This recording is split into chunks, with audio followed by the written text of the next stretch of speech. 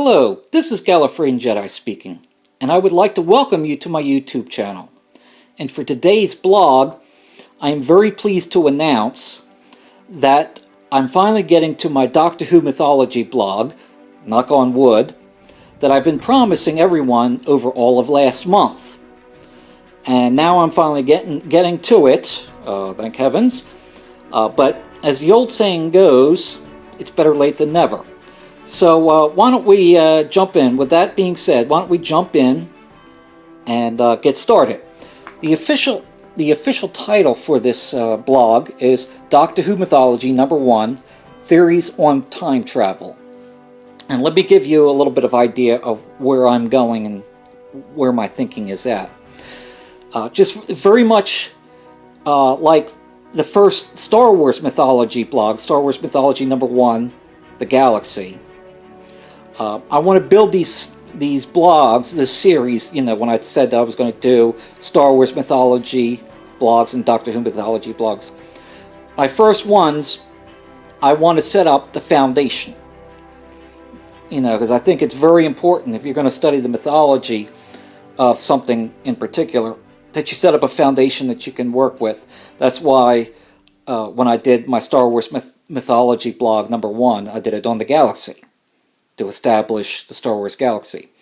And now I'm doing my first Doctor Who mythology blog, Doctor Who Mythology #1 on theories on time travel.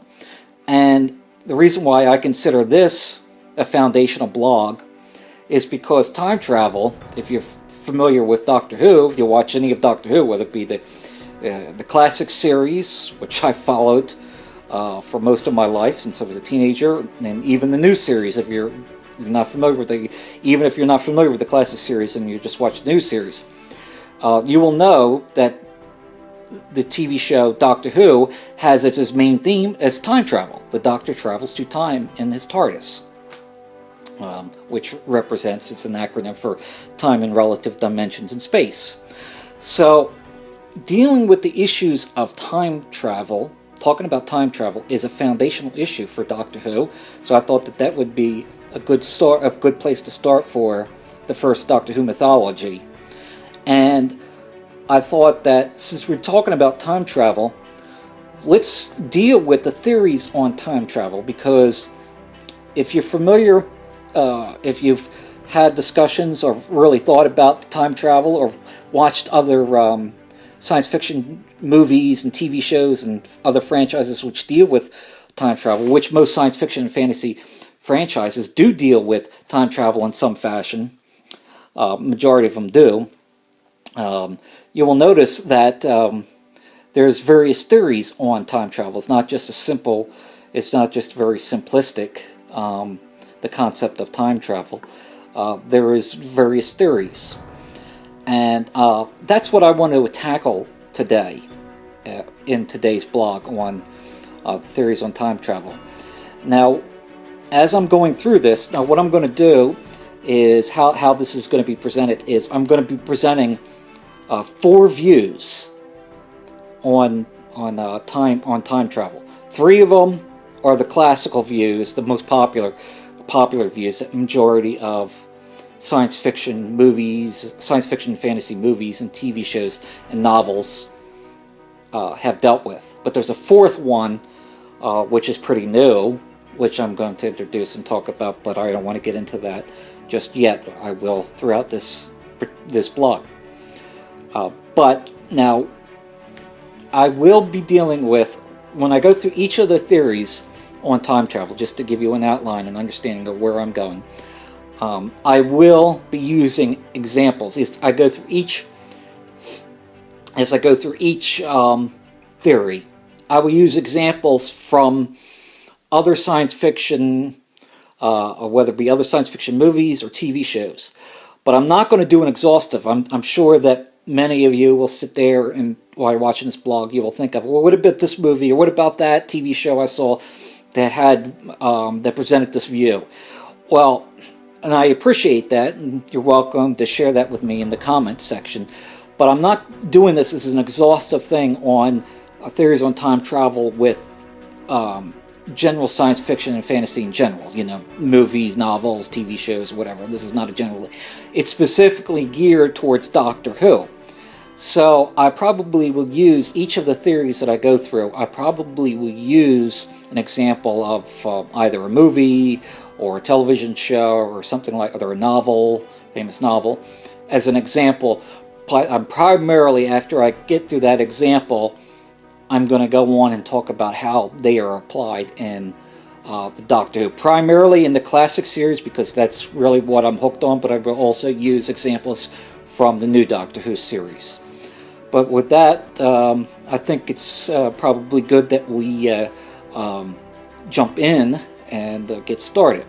And I think the first place to get started is asking the question, is time travel even possible? Because obviously, if time travel is not even possible, then this whole discussion is pretty much worthless. It's moot, as I would say.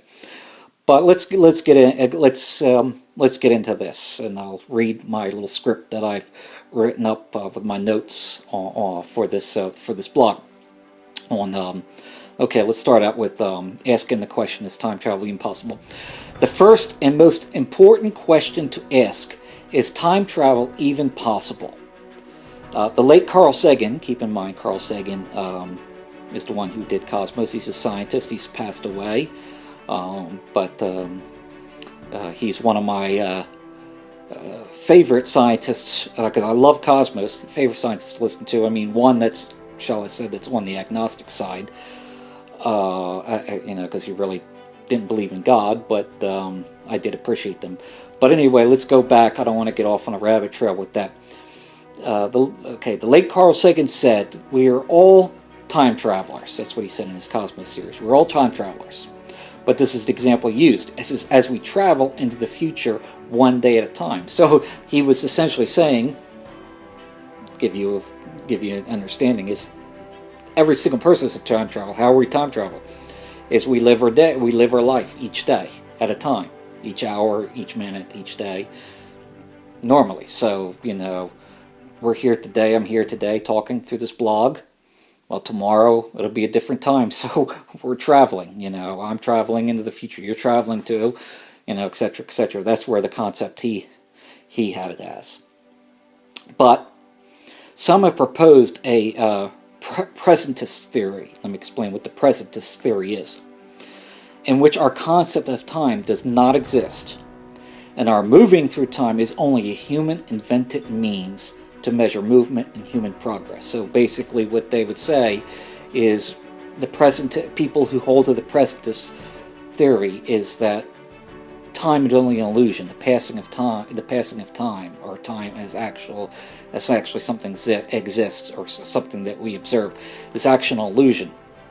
Time is only invented by the human mind. We've invented the concept because that's how we measure movement, changes in nature, changes in the world and the universe, and also human progress, how human beings move along in society, how society progresses, and with whatever that would be, whether it be people aging, or whether it be societies progressing, technology, philosophies, or government, or whatever. So it's basically what the presentist those who hold to the presentist theory say, basically, time is illusion. It's only how we measure those things as far as in nature and in human progress.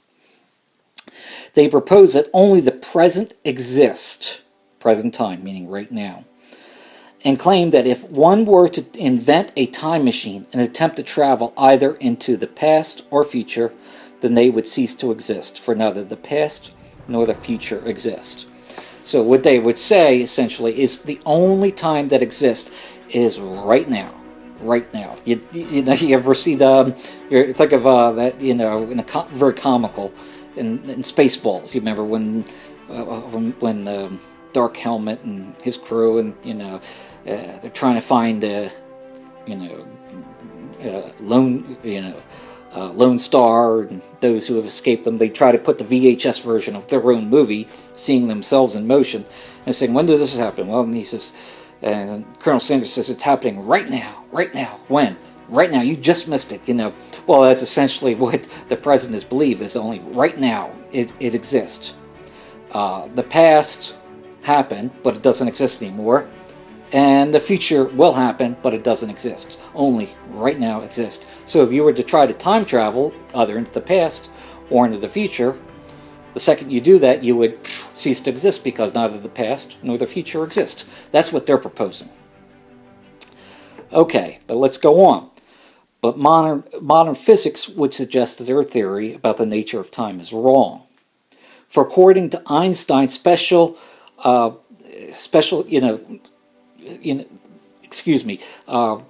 to Einstein's special theory of relativity, time is an actual dimension that exists, more particularly in the fourth and fifth dimensions.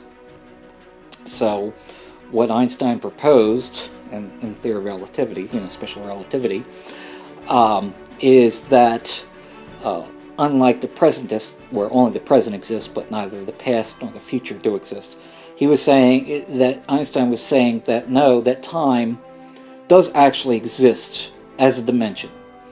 And when we speak about that, we understand our dimensions, our universe that we live in is the three dimensions, length, width, and height, the spatial dimensions. But there's also, space and time, the fourth and fifth dimensions that Einstein spoke about. And so time would actually be one of those dimensions. It's actually dimension rather than just an invented concept of the human mind to measure movement.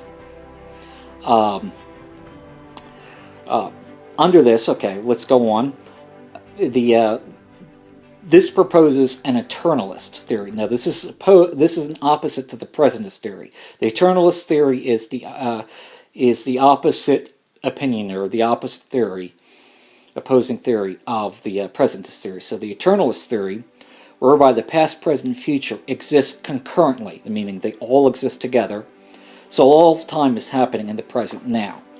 So this is almost like what you study in theology. Talk about God. God exists outside of time. So, unlike us, which we would look at the past. Say, for instance, the American Civil War. We look at the American Civil War and events like the Battle of Gettysburg in 1863.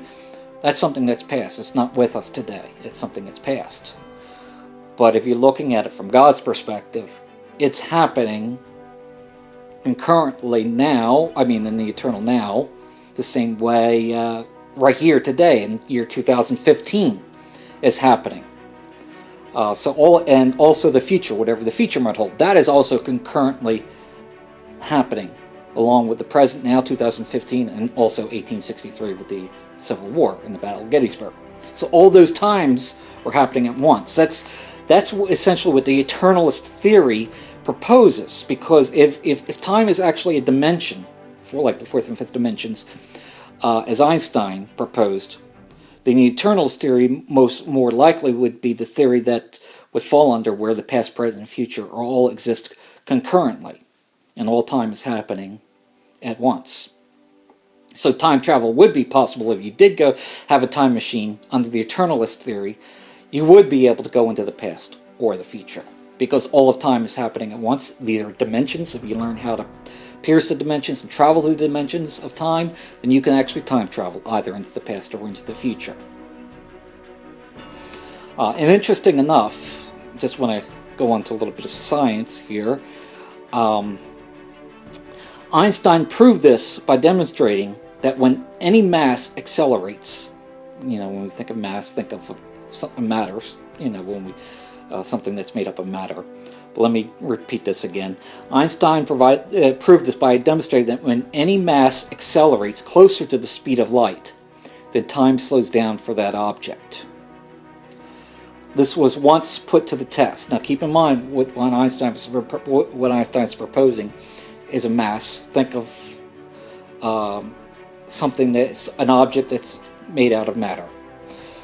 When that accelerates, meaning speeding up, and the faster that it speeds up to the closer it gets to the speed of light, as it gets closer to the speed of light, time slows down for it.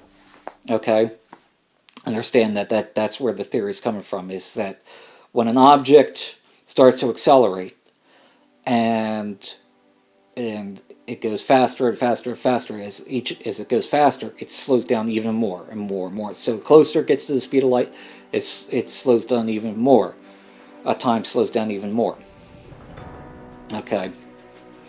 This was once put to the test. There was actually an actual experiment. I saw this on a documentary in one of my science fiction shows. Actually, in particular, it was Stargate SG-1. They were talking about this because Stargate does some time traveling too in that show, if you've watched that show. And they talked about this experiment that was done. There was two people, one driving a car and one standing stationary on the sidewalk. And then there was two time watches that were synchronized to perfection. So when the experiment was completed, it was demonstrated that the time slowed down to an extremely small percentage for the driver than the man standing stationary. Now, the time difference between the two men was infinitesimally small. Understand that, what I'm meaning by that. And that was due to the fact that the car travels infinitesimally less than the speed of light. So, now keep in mind, the speed of light is 186,000 miles per second. It's what Einstein called the constant in our universe. Basically, also too, what he said, according to his theory, is that no mass, no object can accelerate to equal the speed of light or to go past the speed of light. But essentially, what he was saying is that the speed of light, being 186,000 miles per second, is a constant in our universe. But going back to this experiment that was done, one guy standing stationary, the other guy driving the car, two stopwatches were synchronized perfectly. That when the experiment was done, the guy driving the car, time actually slowed down as compared to the guy standing stationary on the sidewalk.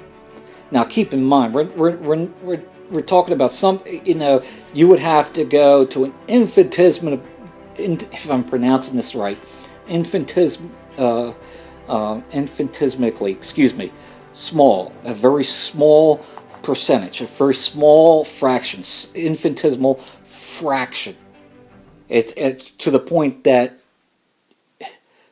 there's no way in our common everyday experience, we can know it through mathematics that it happened, but there's no way in our experience. It's not like the driver came out and he had a few more wrinkles and white in his hair, gray in his hair than the guy standing. It's not like that. It's not like time slowed down like that. It's so infinitesimally small because obviously the fastest car on the planet today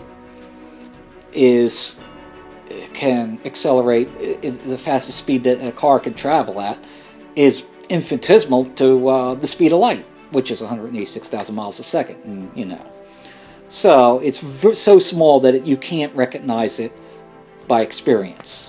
It's a very small fraction, an insignificant fraction, shall I say. But nonetheless, it was proven through that experiment that time did slow down, even though it's just a super small fraction. Time did slow down for the guy in the car compared to the guy standing on the street, stationary on the street. But even at that, now keep in mind that's dealing with the idea of a car which travels we're talking about slow as a snail compared to what the speed of light is. But it is theorized that if one could travel 99%, now keep in mind, Einstein said that nothing can travel equal or accelerate to equal or past the speed of light, but there is nothing in his theory of relativity that said that an object can accelerate to 99% to the speed of light. And if that were to do so, that if they stayed in space for about an hour, I mean, a spaceship was up in space for about an hour, going 99% to the speed of light for about an hour, then they returned to Earth after the hour was up. They would find that they're only 1 hour older. Only 1 hour has passed for them. But the world is decades or maybe even hundreds of years older. That's where you get some of the concepts of, you get in some of the science fiction stories, is that person go up in space, he's traveling very close to the speed of light, I mean 99% say, to the closest to the speed of light, and he stays up there for an hour. Only an hour has passed, feels like a jiffy, real quick hour. And in actuality for him and his body, only an hour has passed, even biologically. I mean, his body hasn't even aged. His body only aged about an hour. He only experienced an hour in space. But when he comes back down to Earth, it's not the same Earth that he knows. Everybody he ever knew was dead. All of his friends, relatives, even children, grandchildren, probably even great-grandchildren. They're all dead. They've lived and gone. He's coming down to a society maybe that's hundreds of years in the future, because time slowed down to time significantly slowed down for him and his ship going close to the speed of light. But everybody else, time went normal. So basically, to sum this up, with demonstrating time is relative. It is not a static thing. It's not an invented thing where only the here and now, at this very second, exists, and the past and the future are illusions, and everything is just static. Physics, especially through Einstein's theories, have proven that time is relative. It's a relative thing, that people can experience time differently and live through time differently. So time is actually a dimension. So I would propose, that's where my position is, I actually think that time is a dimension, that the past and other periods of time in history do actually exist as a real dimension, rather than just an invented concept just to measure in the human mind, just to measure movement and human progress. Okay, since we've got that down, we've established that theory, let's go on to the biggest one. So if we can believe that people can time travel, that leads into the biggest, the biggest thing is, if people can time travel, well, let's just say this, people can time travel into the past. The first thing that you think of is people changing history. You would think that, since, hindsight, they say hindsight's 20/20. Now that we've experienced and lived through history, or have knowledge of history because we studied our history books, we can say this is where people went wrong in the past. And if we could time travel into the past, then we could say, well, we can right those wrongs. We can put people back on the right track. Like prevent the assassination of Abraham Lincoln, or prevent the assassination of John F. Kennedy, or whatever, or prevent the Japanese from bombing Pearl Harbor, which got America into the Second World War. Those kind of things. You think to yourself, you can actually go back and change history. But there's a problem with that, and this is where the complexity of time travel comes in at. And it's called the grandfather paradox. That's what I want to talk about. The grandfather paradox. Now, most people who are science fiction fans and who have watched a lot of movies and read a lot of books about time travel know this term. But some of you might not be familiar with this term. But this is probably the most popular topic and term on the topic of time travel. It's called the grandfather paradox. And let me explain what it is and why it's called the grandfather paradox. Most of you know what a paradox is, hopefully, but I'm going to define what a grandfather paradox is. It says the grandfather paradox is a hypothetical situation in which a time traveler goes back in time and attempts to kill his paternal grandfather at a time before his grandfather met his grandmother. Now keep in mind, that's That's essentially the concept why we call it the grandfather paradox, because it's a theory which is proposed to deal with the topic is, what about if you went back into your past to the time that, say, your grandfather was young, before he met your grandmother, before that he started a family, before your father was ever born, and you killed your grandfather. Okay, so obviously, that would change things, because you killed him when he was young, before you even met your grandmother or before your father was born.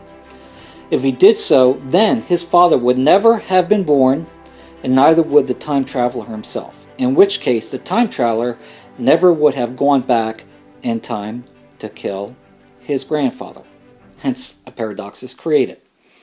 If you understand the concept of the paradox, see again, like I said, let's go back to that theory. If you could go back to a time when your grandfather was young, he didn't meet your grandmother yet, so he's a young man, maybe in the military, maybe working a job, whatever, but this is maybe in school, wherever. But he hasn't met your grandmother, and it's before you, and so therefore, automatic conclusion, your father is not born yet. And so therefore, if you kill him, therefore he can never meet your grandmother, and your father could never be born. If your father, think about this logic, he never meets your grandmother because he's dead. So therefore, hence, your father's never born. If your father's never born, that means you were never born. If you were never born, then how did you exist to go back in the first place? That's the paradox. If you were never born, then it would have been impossible for you to go back and kill your grandfather. So that's the paradox. It's sort of like, how does this happen? If you take it out to its logical conclusion, you kill your grandfather, father's never born, that means you're never born. That means if you never existed, then you were never there to kill your grandfather in the first place. Hence the paradox. So now, as we go on, we're going to go on to these three theories, actually four theories. Actually, before I do that, I apologize. But when I go on to the theories, the four theories on time travel, three of them being the popular ones, the classical popular ones, and the fourth being the new one, which I'm going to introduce.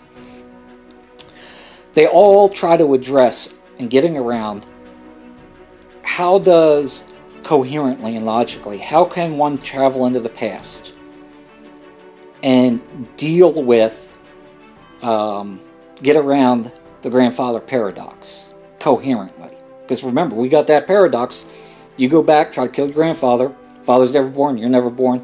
You were never born, then you could never have gone back to begin with to kill your grandfather. So that would never have happened. That's the paradox. So each of these theories is going to answer in their own way, try to answer in their own way, how they can coherently get around the grandfather paradox to suggest a logical conclusion. How do people time travel into the past and affect the past while they're in the past? That sounds, if that makes any sense. But before I do, I think it's important I deal with the Time Lords and the relationship to time travel. And the reason being is because the Doctor, being a Time Lord himself, comes from a race of beings that probably the most ancient of all humanoid races, and the most advanced technologically. And they have a special relationship with time, the nature of time, and time travel. And I'm probably going to gloss over this a little bit, so forgive me for not going into more detail. I just want to touch on a few things about the Time Lords when it concerns time travel and the nature of time. That's important for this blog. But keep in mind that keep in mind that there's a lot more information about the Time Lords. So much so that on my next Doctor Who blog, which, Doctor Who Mythology number 2, which will be after the Star Wars, my Star Wars Mythology number 2 blog, which will be the next one after this. So this will be after the after the Star Wars Mythology number 2 blog. Doctor Who Mythology #2 blog will deal with the Gallifrey and the Time Lords, because I think I want to set a foundation of who are the Time Lords, what's the planet Gallifrey, and who are the Time Lords, so I want to get into that. But I'm going to just gloss over this today, and when I do that blog on the Gallifrey and the Time Lords, I'll get into more detail about their relationship with time travel and time, the nature of time. But what I want to deal with is their concept of the web of time.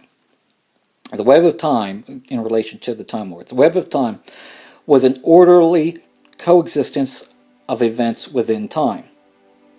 It was a metastructure created and imposed on history by the Time Lords. It could not exist until Rassilon. Keep in mind, Rassilon was the foundation of Time Lord society. He was their ancient ancestor. After a barbaric time that he had, because he was very barbaric in his younger life, and later in life he became more like a wise sage and understanding the responsibility that the Time Lords had to the universe because of their powerful technology, especially with time travel. Rassilon set up majority of their structures of laws, like the laws of time and many other things. So the web of time was one of them. It did not exist until Rassilon built the Eye of Harmony, used it as what has been described as the hitching post of chronology, quote unquote. In order to maintain the harmony and balance of the web of time, the Time Lords policed the universe in order to guard their technology from falling into the hands of other non-Gallifreyan civilizations, as well as either limit or completely prevent other advanced civilizations from obtaining time travel. So understand that they had a special relationship with time and their technology with their TARDISes, that their dimension, their transcendental dimensional technology. It's bigger on the inside than it is on the outside. That's essentially what dimensional transcendentalism is. And also their ability to travel in time. They had a very special. And like I said, and I'm not going to go too much into details on Time Lord history. I'll wait for when I do my blog on Gallifrey and the Time Lords to do that. But needless to say, through their history, Rassilon and the rest of the Time Lords after him, who followed in the tradition, their society was followed in the tradition of Rassilon as he set up their civilization and their laws. To build this web of time and to be guarded. They're very guarded. See, the Time Lords are very guarded about their technology. They had, just like in Star Trek, they had the Prime Directive, non-interference. Well, Time Lords have a very similar thing of non-interference. And one of their highest laws is not to let any of their technology to fall into other alien civilizations, human or alien civilizations, that are non-Gallifreyan. They're non-Time Lord. They're very guarded. And they're even guarded on allowing who can and how much time travel they're able to accomplish. Who can travel through time and who has that technology, who doesn't. They're very guarded. As a matter of fact, a great story that was done in Colin Baker's time, Doctor No. 6, the Two Doctors, which was story 140. That had great, because it had, that was where Colin Baker, the sixth Doctor No. 6 and Doctor No. 2, Patrick Troughton, teamed up.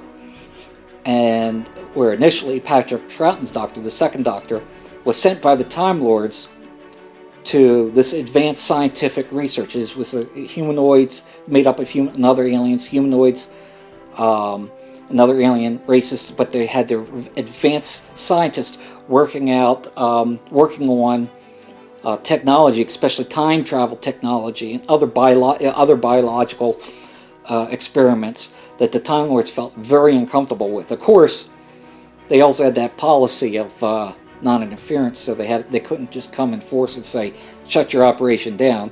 They seek, the CIA, the CIA, which is ironically the same. It is a match to the British Secret Service or America's CIA. That's their intelligence, the Time Lord intelligence or whatever. They secretly sent the Doctor No. 2, Patrick Troughton's Doctor, to them to use him as their liaison, their middleman, to say, "Hey, shut your operation down, because if you don't, the Time Lords will eventually come in and shut you down." And Dastari, who was a friend of the Doctor, said, I appreciate your advice, but I want to press on. I want to press on because I feel that the Time Lords are kind of corrupt. They're trying to keep their technology away because they're greedy. They don't want anybody. But that's not true. The Time Lords did have a purpose. I mean, they might have their faults, but they did have a purpose. And if you see that Doctor Who story, which was a great story, which is awesome story of Doctor Who, especially that was one of the ones, the multiple Doctor stories, like the 3 Doctors, the 5 Doctors, the 10th and 20th anniversary they had. They had the 2nd Doctor and the 6th Doctor team up. So it was one of those kind of episodes. Great. But if you see that story, which I'm not going to go into it, you will learn why the Time Lords do not want their technology. They're very guarded. Not let their technology, especially time travel, to be obtained. And they will shut people down when they feel that they're getting too close. Okay, going on. This balance could be upset, as the web was not invulnerable. And the Doctor Who story, Attack of the Cybermen, again, that was a 6th Doctor Colin Baker story number 137. The 6th Doctor once explained that to destroy the planet Earth in 1985 would disrupt the web of time. Because keep in mind, let me finish this and then I'll explain it. Additionally, Lytton, who used to be one of the Doctor's enemies, but became an ally towards the end of that story. Lytton spoke of the destruction of Mondas in 1986 as, quote, now, unquote, being a part of the web, implying its destruction wasn't necessarily fixed. As part of the web, Mondas had always been destroyed and always will be. Okay, so go back if you understand. Mondas used to be the twin planet of Earth, millions of years ago. And so they developed a human civilization the way Earth did, almost like a twin planet of Earth. But their planet, unlike Earth stayed in orbit. Their planet drifted away, and life was dying. And that's how the Cybermen, the people were more advanced, and they created the cyber race. Very much the same concept as a Borg. But Mondas used to be their home planet, and it died. And they Talos, I believe, was the second planet that they migrated to call their home planet. But in the story, Attack of the Cybermen, what happened is that it was 1985 and close to 1986 when Mondas was destroyed, and that was destroyed. The first story that the Doctor, which happened with the first Doctor story, the 10th Planet, which was the story number 29, and it was the first Doctor's last story. That's where at the end, in the 4th episode of that story, that's where he regenerated into Patrick Troughton's Doctor. But that's also the first Doctor Who story, which the Doctor encountered the Cybermen. And that had the whole thing with Mondas trying to take over the Cybermen on Mondas trying to take over the Earth, and etc., etc. Well, Mondas was finally destroyed. Well, that story happened. The story took place in 1986. Well, Attack of the Cybermen was aired in 1985, but the time frame was 1986 to the time that Mondas was originally destroyed. Hopefully I'm not confusing people. This is very confusing. It can be very twisting. You don't follow the story right. But what happened with the 6th Doctor is that he encountered the Cybermen again, but this time the Cybermen were trying to use Halley's Comet to try to destroy the Earth in order to prevent the destruction of Mondas, and end up changing established history, which happened earlier in the 10th Planet with the first Doctor, when Mondas was destroyed. They were trying to change time. Doctor said that is not good, and matter of fact, the Doctor was trying to warn the Time Lords. I mean, because keep in mind, the Time Lords are not omniscient. They're not all-knowing and all-seeing. So there's some things that they don't see, and the Cybermen were very good at keeping this a secret, what their plans were. Doctor was trying to, in that story, was trying to warn them. Of course, the Cybermen found out, and they threatened to kill him and his companion, which that sort of put a damper on the Doctor's plans. But what he was saying is if you destroy that, it could create, if you destroy and you change the timeline, which the Time Lords set up as the web of time, that you could actually cause catastrophic damage. And of course, if you've seen that story, you know that the Doctor did prevent the Cybermen from actually using Halley's Comet to sending it to Earth and disrupting the timeline according to the Time Lord's web of time. Now let me read this. For it to not happen would wreck. Okay, if Mondas wasn't destroyed, going back to the original concept, if Mondas wasn't destroyed, it would not happen. It would wreck the web and cause disastrous repercussion in every corner of the universe. Billions would die, major civilizations would instantly disappear, and even the Doctor wasn't certain the fabric of the universe could withstand such an upheaval. Now, as I stated, that didn't happen because in the story, at the end of the story, the Doctor was able to prevent the Cybermen from carrying out their plans. But with that being said, let's move on to the theories on time travel. Remember, I'm going to deal with the first three, or the classical ones that are known, the most popular ones that are, the popular ones that are, and the classical ones that are known. And then there's a fourth one I'll deal with. But each of these is going to try to answer the question, how do we deal with the grandfather paradox in a logical, coherent manner? Let's talk about the first one. The first one is called the fixed timeline theory. The fixed timeline theory. Okay, let me read what I have here, what I wrote down. This theory is known as, if I'm pronouncing this right, Novikov self-consistency principle. Novikov, Russian, writer and philosopher, and dealt with the concepts of time and philosophy of time. But let me read this again. This theory is known as the Novikov self-consistency principle. That's what this theory is termed as, or known as. In which, under this theory, the nature of time, consisting of all events within the past, present, and future, are fixed points in time and are a predestined part of history. This theory of time travel resolves the grandfather paradox by stating that if a time traveler were to travel into the past and attempt to change an established event in history, then as a result, either the forces of nature would prevent the time traveler from accomplishing his mission, or as an irony, the time traveler would find out that instead of preventing the event, he was actually the causation of the event. So essentially, what they're saying is, again, that just like think of it as a book. You got the beginning of a book, a middle of a book, and the end of a book. That's the past, present, future. The whole thing is written, just like a book is written, just like a novel is written.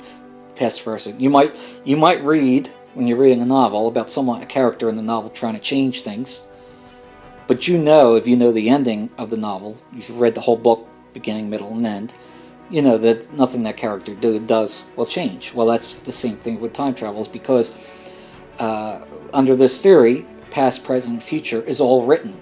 It is an established fact. It's a predestined thing. It's already written, and you can't change it. Like if a time traveler were to time travel into the past, and he was to try to change that a specific period in history, he couldn't do so, because if he did so, then that would mean that history is more dynamic, flowing and dynamic. But it's static and fixed. So it would be something unseen. If it was able to change, that means it's something that's unseen. But because it's static and fixed, everything that happened or will happen is established and cannot be seen. It's predestined. So therefore, the time traveler although he has the ability, it's under the theory of the Eternalist Theory of time, he has the ability to travel into the past or into the future. But if he travels into the past and tries to change the past, he's going to find that his plans are frustrated. Either by nature in some way fouling up his plans, or actually being the causation of his plans. For instance, if, going back to the grandfather paradox, if you, under this theory, if you were to try to go back into time, those who proposed this theory, if you were to go back into time and try to kill your grandfather again when he was young, before you met your grandmother or before your father was born, and you tried to kill him, you would find that your plans are always frustrated. Like if you tried to shoot him, you would end up missing. Or if you tried to set his car to blow up, he would get into his car, and then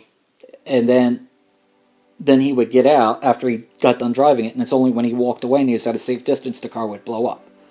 So every attempt that you would have, it would be almost like, think of it like think of Wile E. Coyote with the Roadrunner. All of his tricks to get the Roadrunner backfire on him. That's what would happen. That's what they would say. What would happen if you tried to kill your grandfather is you would be like Wile E. Coyote. All of your plans and attempts to kill your grandfather would fail. Or, ironically, this is a bit of irony speaking, is you would find out that you're the causation of the event. For instance, like if you tried to go back and prevent Kennedy's assassination, the actions that you take, you might actually find out that you were the cause of Kennedy's assassination. Meaning that if you did nothing at all, if you never time traveled at all, Kennedy would never have been assassinated. But your attempt, because you know that Kennedy was assassinated, you tried to go back and prevent that, you find out that you actually caused it. Incidentally, not on purpose, but incidentally through your actions, you caused it. So that's another way they talked about how the fixed, static and fixed timeline theory works. Is either you get frustrated and your plans always fail like Wile E. Coyote, or you actually find out, and a bit of irony, that the thing that you tried to prevent, you actually caused. Okay? You get a lot of this. Now, I'm not going to go too far into this because hopefully most people have seen the first Terminator movie. Well, if you've seen the first Terminator movie, you'll know that the story has it where Reese, character from the future, who's fighting in the war against the machines, comes back. The machine, Arnold Schwarzenegger's as a Terminator, he comes back because he's trying to kill Sarah Connor, gives birth to John Connor, who's the leader of the Resistance. And Reese comes back to protect her. And the irony at the end of that movie is you find out that when the Terminator is destroyed, the law enforcement who comes and they collect the, they find that the Terminator's remains. That is the actual Skynet, Skynet who builds the Terminator systems. Skynet uses that material from that Terminator to build their Terminator, their Terminator machines. So, in actuality, by Arnold Schwarzenegger's Terminator coming into the past, he's the one who actually gave them the technology to build the machines to start the war. And the same thing with Sarah Connor. With Reese coming back, she didn't know it at the time, but she heard all these stories from Reese that about John Connor. Only to find out at the end of the movie that Reese becomes the father of John Connor. That if Reese never came back, then she would have never got pregnant with John Connor. So that's an example of one of those things with the fixed timeline theory. But more importantly, this is one going on, when I talk about the irony of being a causation of an event. One of the best examples would be the Twilight Zone. The new Twilight Zone that's hosted by Forrest Whitaker, as opposed to the classic Twilight Zone series, Rod Serling, who was hosted by Rod Serling. So this new Twilight Zone hosted by Forrest Whitaker. And the episode is called Cradle of Darkness. And this is what the story was about. Sometime in the future, a young woman named Andrea Collins, who's played by the very, very beautiful actress Katherine Heigl, has been chosen to take part in a time-traveling suicide mission, as she is the only candidate for the mission. Andrea travels to April 28th, 1889, to Brunna, if I'm pronouncing that right, in Austria. Essentially, she goes to Austria in 1889, and becomes a housekeeper of the Hitler family before the real housekeeper arrives in 48 hours. Her mission is to kill the infant Adolf Hitler so that World War II never comes to pass. Okay, that was her mission. Andrea manages to fool Alois Hitler, the father of Adolf Hitler, and Clara Hitler, the mother of Adolf. And, about being, okay, she fools the both of them about being the housekeeper they hire. Her first attempts fail due to the two disruptions in her own inability to kill a baby again. Those first attempts are the first theory that, like the Wile E. Coyote thing, is that your attempts would be frustrated. Your attempts to change history would constantly be frustrated. They would fail.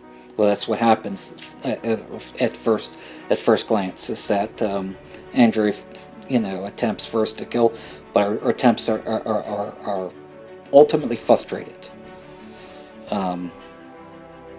Okay, and then even at one time, her attempts are frustrated because she finds, the moral ambiguity, the moral conflict of actually killing a baby, even knowing who that baby is going to grow up to be. It's still hard to kill a baby. Andrea finally manages to fulfill her plan by stealing the child and jumping into a river with it. However, a maid named Christina, having followed Andrea and witnessing her jump, after failing to stop Andrea from jumping into the river, Christina buys a homeless woman's baby. Ironically, the homeless woman being a gypsy, and she passes it off as Adolf, takes it back to the father, and he sees it. And when you so basically, when this maid brings, when she finally kills the baby, and she finally, this other maid, not wanting to hurt or disappoint the parents, Adolf's parents, goes to a homeless woman, buys her baby, who's a gypsy, and brings it back and passes it off as Adolf. And presumably this one, now keep in mind when he presents it, the father looks at it and somehow knows it's not his, but goes along. Somehow I guess he knows in the back of his mind. And presumably this baby was known to history. The baby that's brought back by this maid is the actual Hitler that's known to history. So effectively, Andrea murdered an innocent child while actually creating Adolf Hitler, the real Adolf Hitler that we know. And if you know it, ironically, the baby that the maid picks up, that gets off this homeless woman, this homeless gypsy woman, this baby has, the brown eyes, and eventually has dark hair, whereas the original baby that Andrea ends up murdering at the end, has the blue eyes. If I think I remember, because it's been a while since I've seen that episode, has the blue eyes. If you know anything about history, especially the history of Nazi Germany, Hitler had his whole ideology based on the Aryan race. The European blonde hair, blue eye. That was his idea of the supreme human race, the Aryan race. And everybody who has studied history has pointed out the hypocritical irony of Hitler, that he wasn't blonde hair or blue eye. And that was the thing. He wasn't what he described as the master race. And if you know that, and watching this episode, you will know that the original Adolf, whom Andrea murdered, had the blue eyes, I think. But the one that the maid brought back, that got off that gypsy woman, had the brown eyes. And that was a clear indication that was actually the Adolf Hitler that we knew from history. So the irony of that story, the irony of that story, that Twilight Zone story, is that this girl, her mission being she was to travel back in time, killed Adolf Hitler as a baby, so to prevent him from growing up and starting the Third Reich, and which caused the Second World War in Europe. She, in actuality, killed an innocent child. Most likely a child, if left alone, if she never traveled back in the first place, that child would have grown up just to be a normal kid in that household. Never to, who knows, maybe probably never to become a great leader or anything, or at least not to create the Third Reich and the Nazi Empire. But because what she did, she ended up murdering an innocent child, which she ended up causing the other baby, the brown-eyed baby, to be brought back home to be presented as Adolf, the Adolf, and he is the one who grew up to be the monster in history as we know. So she was the causation. I mean, she went back there to prevent Hitler, the Third Reich, and the Nazis, and irony played out under this theory of the fixed time, that she couldn't change time. She was actually the causation of the history that we know, of Adolf Hitler rising to power and creating the Nazis and the Third Reich and Second World War. A very interesting story. I find that a very interesting theme. But in this theme, now keep in mind, all the theories that I'm presenting, especially the first three theories which I'm talking about, these, all the theories, all the elements, every single theory that I'm talking about, Doctor Who has implemented them in all ways. So it's not like one theory is one theory, although you will see when I get to the fourth theory, which is something that I am preferable to.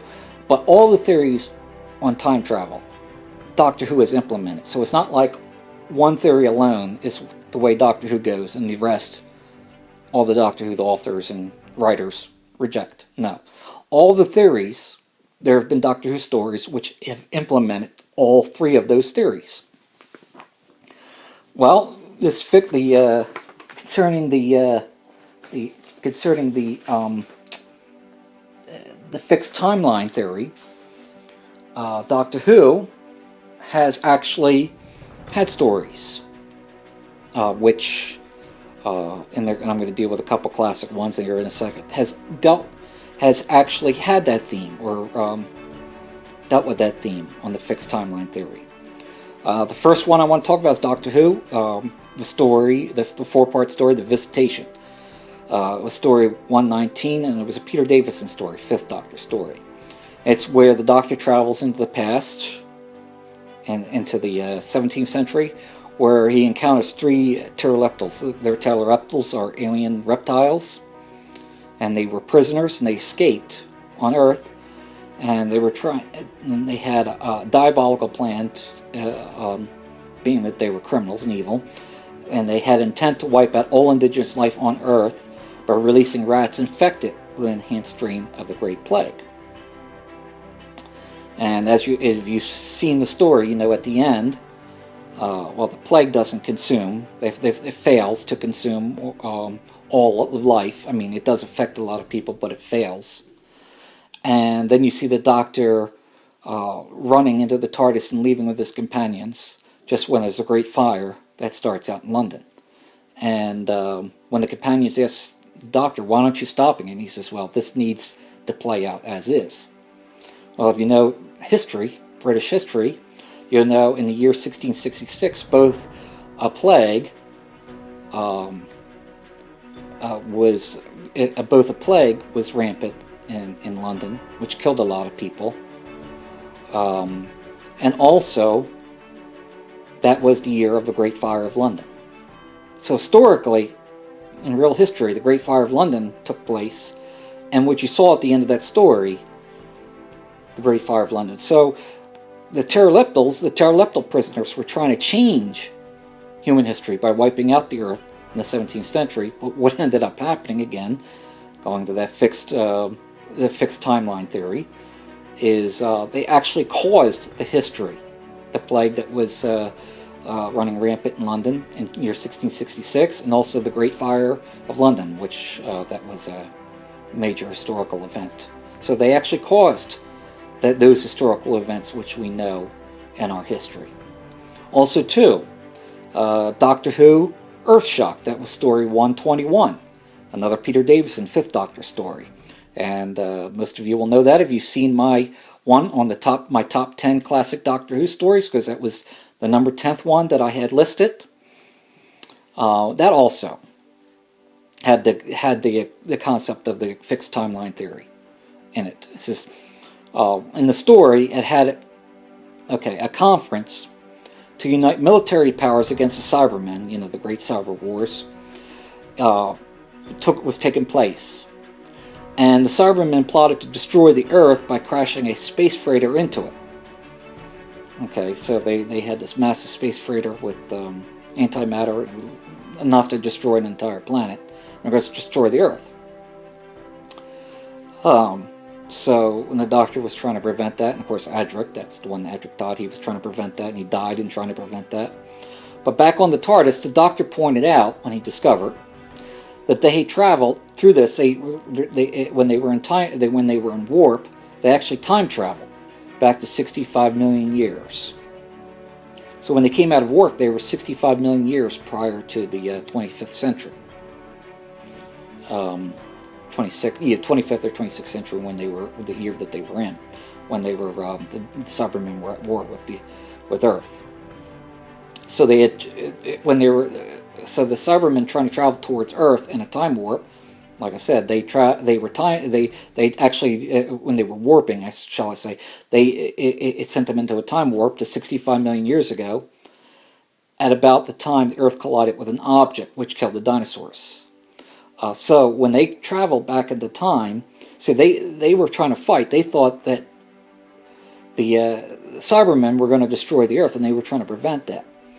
Only to find out that when they came out of that time warp, they were 65 million years, basically at the end of the Cretaceous era.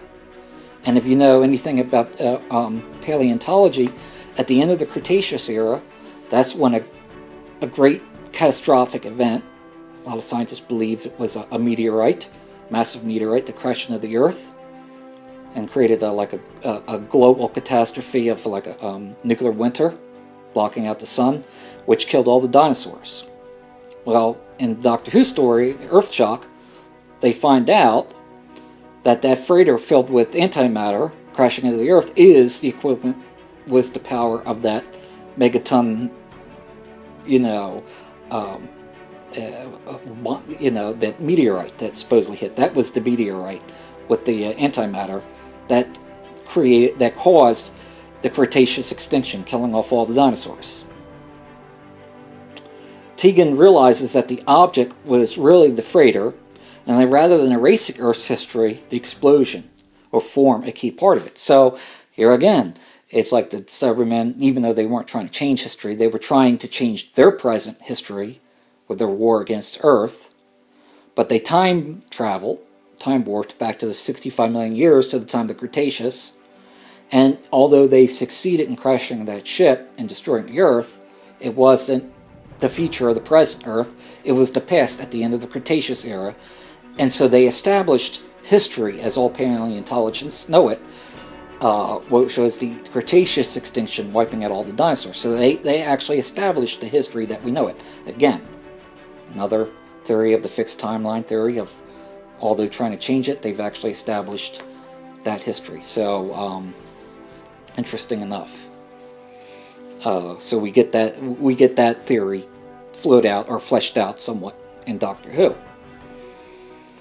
Okay, let's move on. The second theory I want to deal with in time travel is called the dynamic timeline theory. The dynamic, as opposed to the fixed timeline theory, this is the dynamic timeline theory. Okay, this theory has the nature of time as dynamic instead of fixed and predestined. So a time traveler would be able to go back in time and through his interference would be able to make significant changes to the timeline of history. It would be like throwing a pebble or a rock into a pond and seeing the ripples that it causes. For you, if you throw a pebble, then the ripples are small, but if you throw a rock, then the ripples are much bigger. So keep in mind, before I go on, that I picked out this illustration with a pebble. It's been used before when it's talked about the time travel and time travelers attempting to change events in history. It's, if you throw something into a pond, like a little, if you throw a pebble or a rock, it's naturally going to create, because, you think of the lake or the pond is very smooth. The water is very calm and smooth. But if you throw the pebble, then what happens? Ripples. That changes. Those ripples are the changes and the smoothness and the temperature of the pond. And of course, if you throw a pebble in, and this is what I point out, if you throw a pebble in, and it's going to create small ripples, not that big, right? But if you take a huge rock, you take a big rock and you throw it in, it's going to kaploosh, and it's going to create bigger ripples. Well, I say that. So it's sort of like, I use that illustration to talk about that, the changes in history that you would make. A pebble would be like, if you went back in the time and you killed somebody, you changed an historical event, you killed somebody, say, they didn't really have much of an impact in history. That would change events in history, but to a very small extent. That would be like the pebble theory that I proposed. Now, if you prevented, say hypothetically, you prevented the Japanese, going back to that example again, if you prevented the Japanese from attacking Pearl Harbor, that would be a huge change. That means the United States probably would have never got involved in the war, and Western civilization would look different today. So that would be like the rock going into the pond. Boom, be big. The change would be big in history. So that's the example that I use. This theory of time travel resolves the grandfather paradox by stating that if a time traveler were to travel into the past and was successful in changing an historical event, then he would end up removing that factor that caused his motivation to time travel back into the past in the first place. But the event of changing the past would occur anyway by a process of an infinite loop in which the time traveler is locked into traveling into the past over and over to change the event he initially set out to change. Okay, now, to give you an illustration, so hopefully you won't be confused, I'll use the illustration this way. What they're saying is, yes, there is a problem. If you were going back to the grandfather paradox thing, if you were to go back again to meet your grandfather when he's very young, before you met your grandmother, before your father was born, you would, because time is dynamic in this, instead of fixed and predestined, it's dynamic and flowing, you would actually be able to change. You would be successful. Theoretically, you could be successful in killing your grandfather. Which, again, you would end up with that paradox. Your father would never be born, then you would never be born. And therefore, since you would never exist, you would not be able to go back in the time to murder your grandfather when he was young. But still, that event did occur. So how is it that you get around? Well, what they say is it's a time loop that's locked, almost like what you had with the Terminator. The concept of the Terminator was originally that you had the war with the machines, and the machines sent back their emissary, their warrior, to prevent John Connor from being born, and then the humans sent their emissary to try to protect, and on it goes. So, I mean, that it's like a time loop that goes on because they caused the events of those times. So it goes on and on. It's like a time loop that goes on, and it's an infinite circle. Think of it as an infinite circle. You start at one place, go to another place, and this is the result, but then it brings you back to the original, and then go on and on. So it's like you would be able to go back in time, kill your grandfather, then your father would never be born, then you would erase, you would disappear from history, existence, because you would never have been born. But because that happened, you would prevent it if you never existed, then your grandfather would automatically come back in like an infinite time loop. He would come back to existence. Time would move on as it is. Your father would be born, then you would be born, then you again would try to attempt that in history. Go back, kill your grandfather, and so that would be like the infinite loop. You know, that's sort of how they.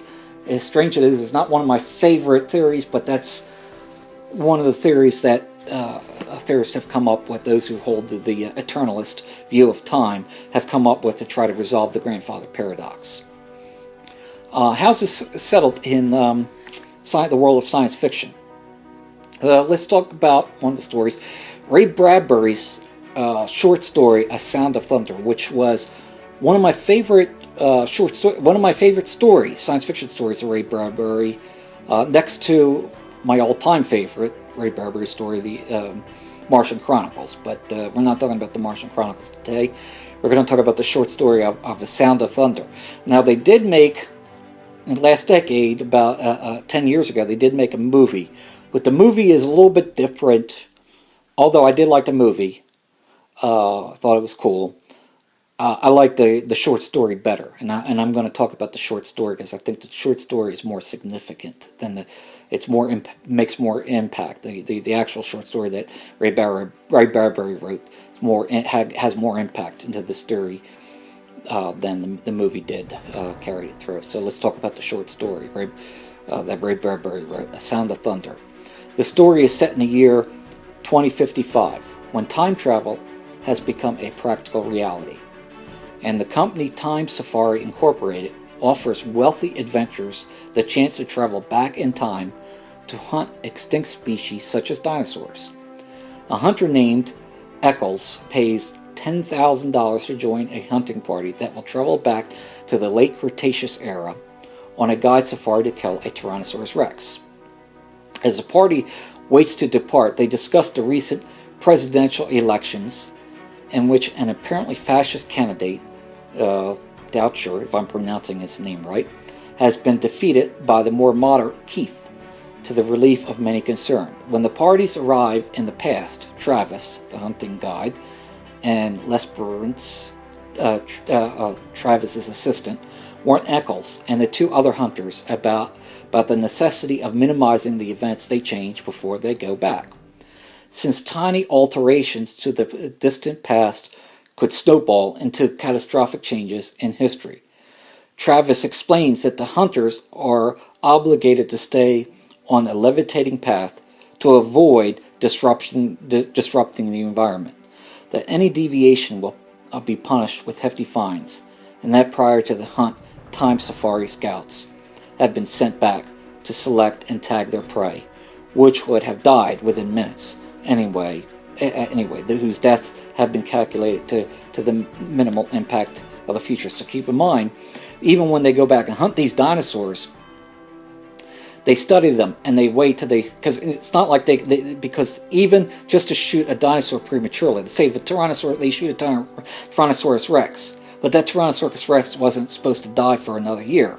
That would disrupt the timeline, so they wait to find out one that's about to die 2 to 3 seconds, like a tree falling on one and killing one. So they would wait to hunt that one to about 2 or 3 seconds before that tree would dead, and that's the one that they would shoot. That's how careful they have to become. When the monstrous Tyrannosaurus approaches, he loses his nerve. This would be the characters of Eccles. Loses his nerve. Travis tells him he cannot leave, but Eccles panics. Then he steps off the path and runs into the forest. Eccles hears the shots, and on his return he sees that the two guides have killed the dinosaur, and shortly afterwards, the fallen tree that would have killed the T-Rex has landed on top of it. Realizing that Eccles has fallen off the path, Travis threatens to leave him in the past unless he removes the bullets from the dinosaur's body, as they cannot be left behind. Keep in mind, that's another thing too, is because bullets are not supposed to be meant in the past. They could change. They have to dig those bullets out of the dinosaur and take them back with them, or else that would cause ripples into the timeline. Eccles obeys, but Travis remains furious, threatening on the return trip to shoot him. Upon returning, now this is where the story gets interesting. Listen to this. Upon returning to 2055, Eccles notices subtle changes. English words are now spelled and spoken strangely. People behave differently. And Eccles discovers that Doucher, remember the one that lost the election, has now won the election instead of Keith. Looking at the mud on his boot, Eccles finds a crushed butterfly, whose death has apparently set in motion a series of subtle changes that have affected the nature and all of the alternative present to which the safari has returned. He frantically pleads with Travis to take him back into the past to undo the damage, but Travis explains that the time machine cannot return to any point in time that has already been visited, as to prevent any paradoxes. Travis raises a gun, and there is a sound of thunder, implying that Eccles is fatally shot. So, you ever hear, even in the new Doctor Who series, they've used this term, stepping on a butterfly or the butterfly effect. That comes from this idea of Ray Bradbury's The Sound of Thunder, where this guy's Eccles, when he panics, steps off the path, he steps on a butterfly. Well, supposedly that butterfly was supposed to be an ancestor of other insects that other animals have fed on, and some of them have perished because they didn't have the food supply. It goes on and on. It's like that ripple effect in the pond. It goes on and starts that snowball effect and changes human history, all of human history. And just what I've explained, what I read to you, is exactly how their future was changed. I mean, their society was changing, their culture was changed, their language was changed, even the events of their history, where a tyrant was elected to office instead of a moderate. So those kind of things have changed all from that event of stepping on a butterfly. But anyway, don't want to get lost here. Bear with me for 1 second as we go on. There's a couple Doctor Who stories I think that are relevant to that, and I'll explain how. In Doctor Who, the story of the Time Warrior, story number 70, which was the third Doctor, John Pertwee story. In that story, what happened was a Centauran named Lynx. He had crash-landed on Earth, but Earth in the Middle Ages, like in the 13th or 14th century. And he was anxious, because his ship was damaged, he was anxious to get back. Get his ship back with his own fleet, his own Centauran fleet, so he can battle the Routons. Keep in mind, the Centaurans are in this endless millennial war with the Routons for control of the galaxy. And his ship crashes land on Earth. He has no interest in humans, no interest in that time, but he wants to get back. So what he does is he's kidnapping people for technology to use, is kidnapping scientists from the future to help him work on a ship.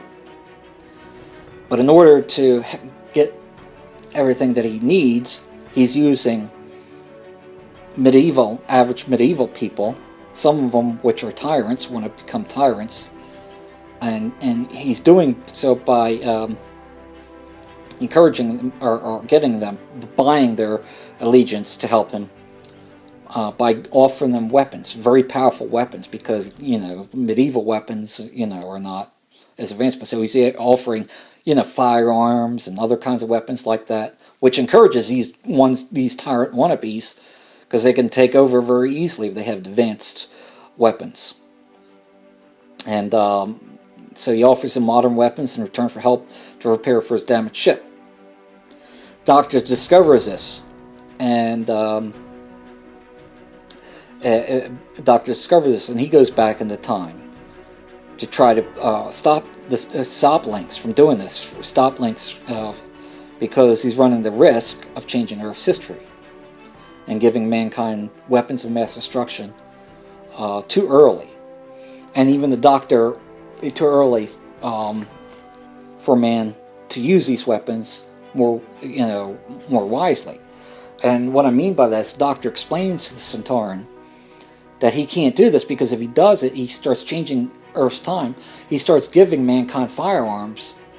Then I think it's like by the 17th or 18th century, he'll end up having a nuclear arsenal. And mankind barely survived the nuclear arms race in the 20th century barely blowing themselves up, they would certainly do so in the 17th or 18th century with their aggressiveness. They don't have the wisdom to use these wisdoms, and it would just be catastrophic. Of course, Centauran doesn't care about that. Lynx doesn't care about that. All he cares about is getting back to his fleet so he can fight the Routons. But of course, I don't want to go too much further into that story. The Doctor does stop him, which puts, in a way, not exactly, is not exactly the same, but in a way, it's almost like the time loop.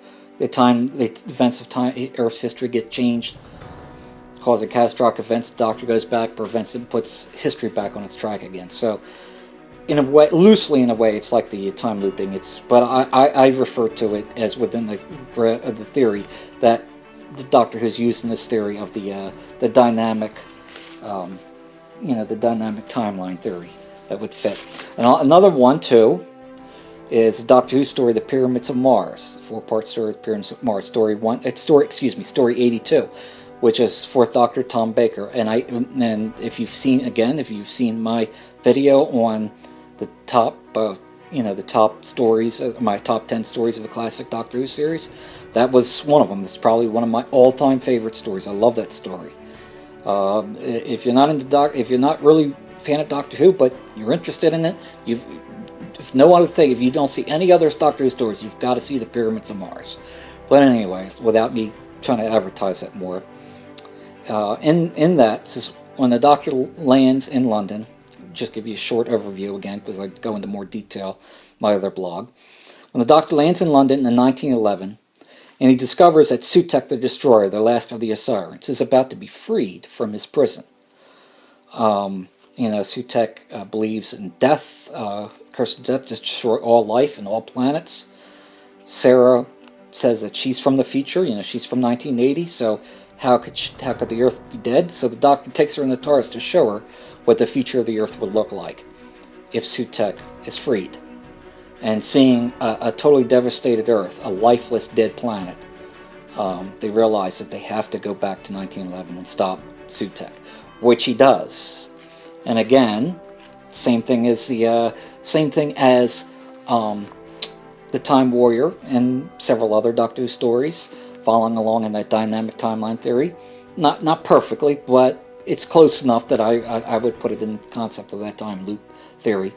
Is that, again, the Doctor encounters a divergence in history, where the history of the universe has changed, or history of Earth has changed drastically to cause chaos and catastrophe. And but the Doctor goes back, and he defeats his enemy and prevents history from being changed, and history, as we know it, is set back towards normalcy. So I would put that, even though loosely based, under the dynamic timeline theory of the perpetual loop. Even though it's not a perpetual loop, it's the closest thing to it. So I would say that Doctor Who loosely has that theory running through its stories. Anyway, let's move on to the third theory, number 3, the multiverse theory. Okay, this is the multiverse theory, and this is a very interesting theory.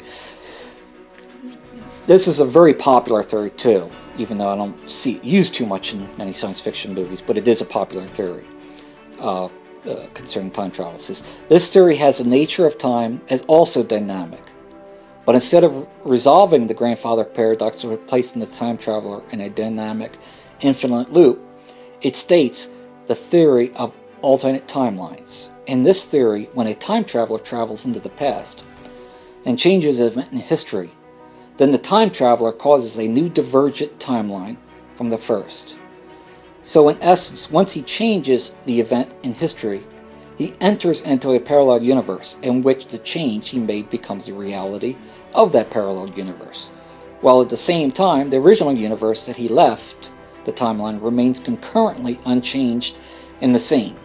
So it has the idea that, okay, the multiverse theory of time has it that, okay, the time is dynamic, just like in the dynamic theory of time. It's dynamic. It's not like the fixed, predestined timeline. It's dynamic time. It's a dynamic timeline, but they don't go with the strict one linear timeline, which you're in an infinite loop to try to get around the grandfather paradox. What they say is, okay, you go back, going back to the grandfather paradox theory, you go back, try to kill your grandfather when he was young, before he met your grandmother, before your father was born. Okay, theoretically you can be successful, just like you can under the dynamic theory of timeline theory. You can be successful. But what happens at that point is instantaneously, when you make that change in history, when you kill your grandfather, make that change in history, you get sprung off. Alternate timeline starts. So in that alternate timeline that you place yourself into, there's a new timeline that's running concurrently with the old timeline. In the old timeline, keep in mind, in the original timeline, everything remains the same. Your grandfather is untouched, unhurt, and everything that you know of history, your father was born, then you're born, everything like that, the history goes on as normal. But concurrently, at the same time, that alternate timeline that you created, that's where you're stuck in, you personally, where you have traveled back in the time and you created that alternate timeline by killing your grandfather. An alternate timeline is created that runs concurrently along with the old timeline. And in that, you don't, even though you do exist as a person, historically you don't. You come back into the past and you find that you never existed. It's almost like in that movie, It's a Wonderful Life, where the angel erases his existence to show him what life would be like if he never existed. Well, same thing. You would come back, you would be there, be conscious of where it's going on, but there would be no historical record of your existence because you would have been erased from history. Essentially, that's what they're saying. It's just like an alternate, so there's like multiple, and some people theorize like what happens is every single event that could possibly happen in history, there's a universe fourth, or there's multiple universes or alternate histories. Somewhere you've never been born. Somewhere you've been born, but you only lived to be like 15 or 16, and you died, and whatever, or there's, like if you're a teacher, maybe there's another universe where you become a plumber, or you become a military general instead of a teacher or so. So it's like all these divergent timelines and histories that you could possibly have. There's an alternate dimension, an alternate universe, where all these alternate histories concurrently exist.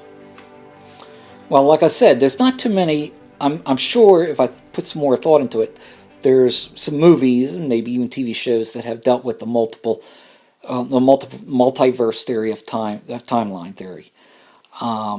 But the one I want to deal with, the one that really comes to mind, is Marvel Universe. Now, I'm not an expert in Marvel Universe. There's friends of mine who are, but I do know something about it when it concerning time travel. So I just want to read some stuff that I got from Wikipedia here about time travel in the Marvel Universe. It says, since traveling into the past always affects reality in at least a minute way, one can never physically travel to one's true past, which is by definition the past in the original state, uncomplicated by extra temporal factors. The Marvel Universe is part of a multiverse, a system of related universes, which diverge from one another at critical junctions. The act of time travel always produces a critical juncture, diverging a new alternate timeline or world at the moment one enters the reality of another time period, past or future of the time period set out from. It creates one timeline where an extra temporal person or element materializes via time travel, and one virgin timeline where that person or element did not. Because it's impossible to travel to the virgin, quote-unquote, timeline, and because divergent timelines are dimensionally displaced from one's root timeline, all time travel actually involves dimensional travel. The time traveler does not truly travel straight forward, backwards, or forwards in time, but backwards or forwards and a bit off to the side to a divergent timeline now running parallel to one's timeline of origin. Since this timeline will have been identical to the quote-unquote virgin timeline until the moment of divergence, there will virtually be no difference between the two timelines until most time travelers have no reason to be aware that they are not in the quote the virgin unquote timeline. I don't want to go too further into that because this is Doctor Who, not Marvel Universe, but Marvel Universe has that where if you time travel into another you know, you time travel in the Marvel Universe, then essentially you actually create these alternate timelines by doing so. So it's more like creating another alternate timeline rather than altering the actual past. But I don't want to go into that.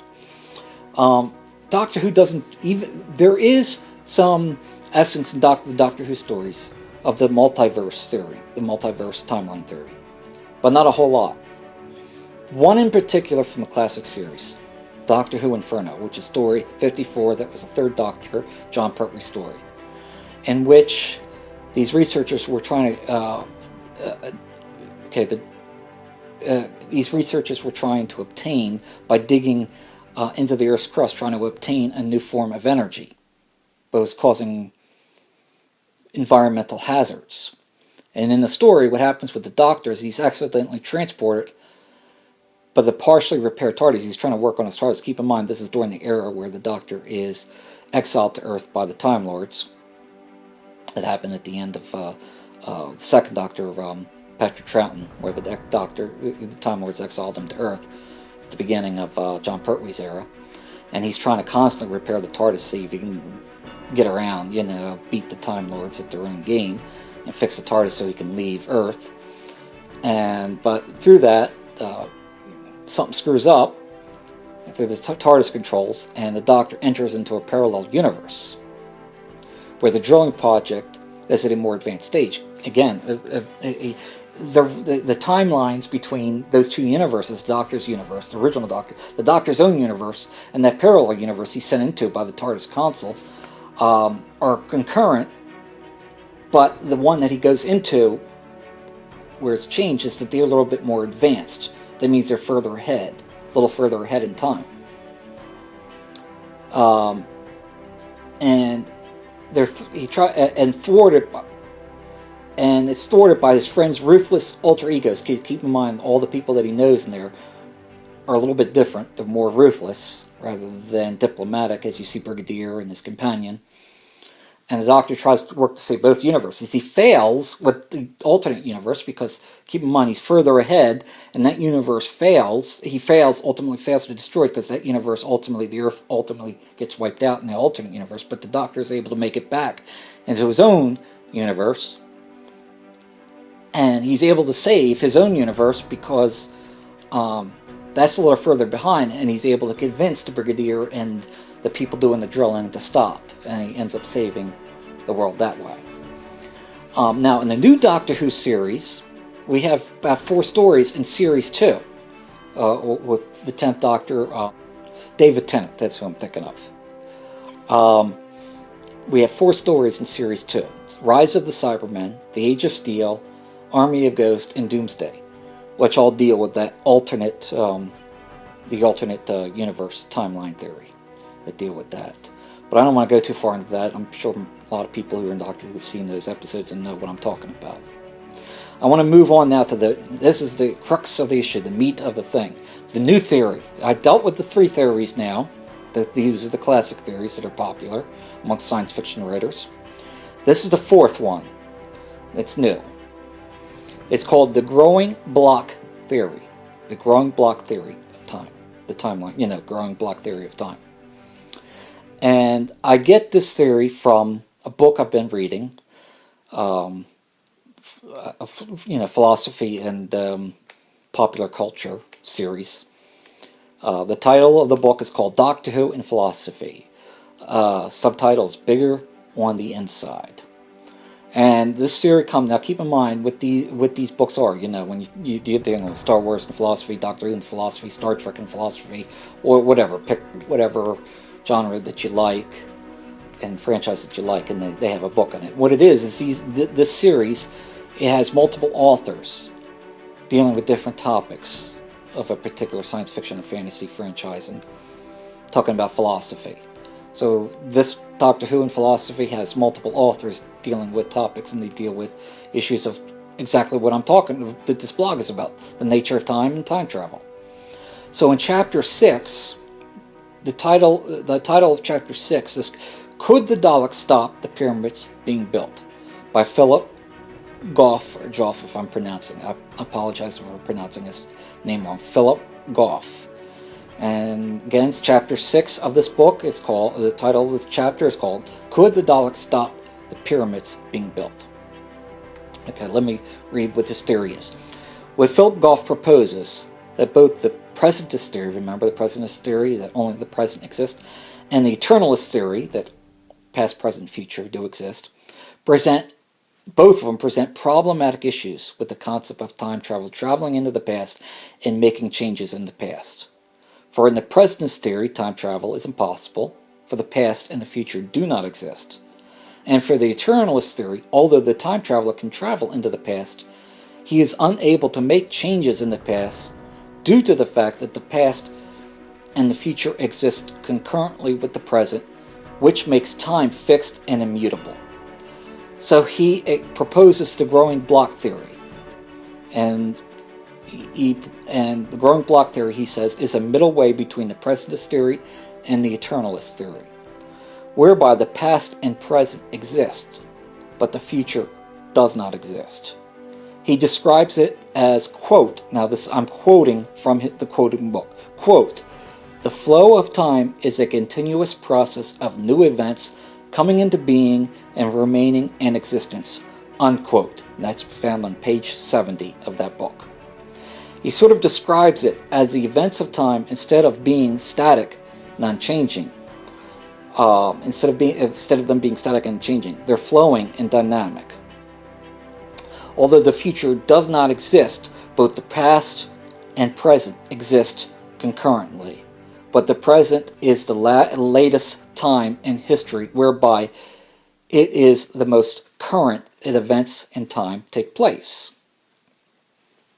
So understand that theory. Basically what he's saying is, he's saying that both the Presentist and the Eternalist are wrong. Presentist, you can't time travel because the present future don't exist.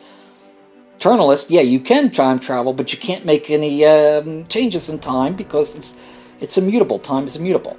So how do you get around that?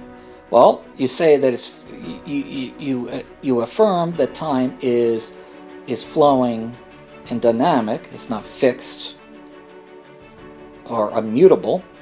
But what you say, how you do it, is you say the past and the present exist, but the future doesn't exist. And let me explain how that works. Let me explain more detail on how it works.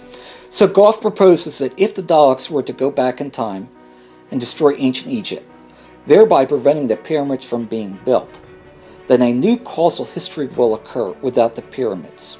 He adds, and I'm quoting again from the book, direct quote from Philip Goff, quote, assuming that change happens at exactly the same rate in the past as it does in the present, this new history will replace the old history at exactly the same rate as the absolute present advances, unquote. And again, that's found on page 70 of the book of Doctor Who and Philosophy. It works like this. If the absolute present is the 21st century, and the Daleks prevent the pyramids from being built, then by the time the new history will erase the old one, the absolute present will have advanced into the 61st century, when the new history will have reached the 21st century. Because the absolute present is continuously moving forward, and the new history is replacing the old history at the same exact rate as the absolute present, then the new history will never catch up to those living in the absolute present, which only know of the old history. Okay, let me try to explain that in a nutshell, so you guys don't get confused. Very complex concept. Brilliantly so, but very complex. Okay.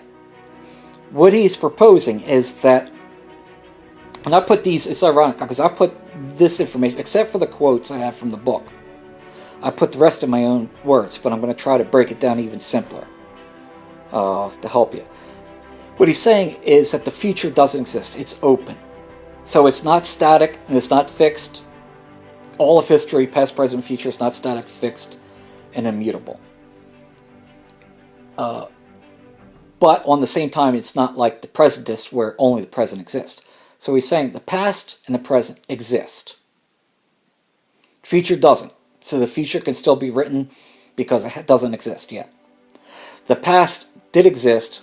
Now what he's saying is the present is only up to the first line. You know, think of it almost like watching a TV show. If you're up to the current season and the latest episode that they've made and aired, then you're up to the present.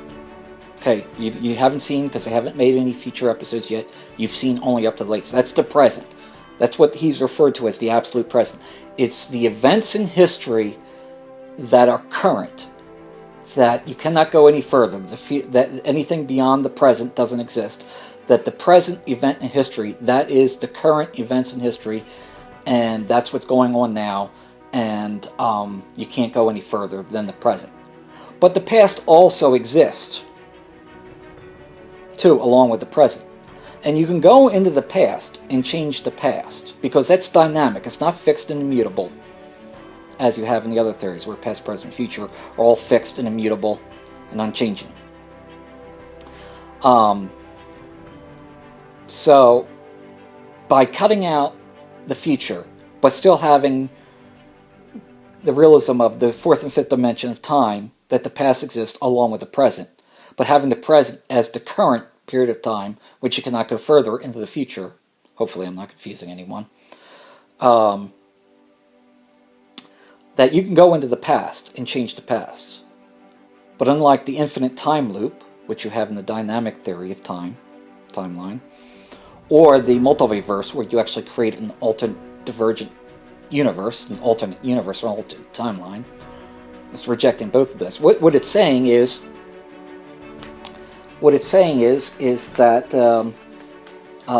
basically when you change the time, basically you're erasing over the timeline. You're erasing over the history that is known. Okay? Let me put it this way. Hopefully you'll understand this. Most of you who are of the millennial generation, the younger generation, probably don't remember because you grew up with digital technology like DVDs, Blu-rays, and Netflix. But before those days, you know, the old fogies like me, and those of you watching who were in my generation, can remember that time back in the 80s, late 70s and 80s, when the VCRs were the big thing, just like DVDs and Blu-rays are today. You had the VCRs, VHS tape.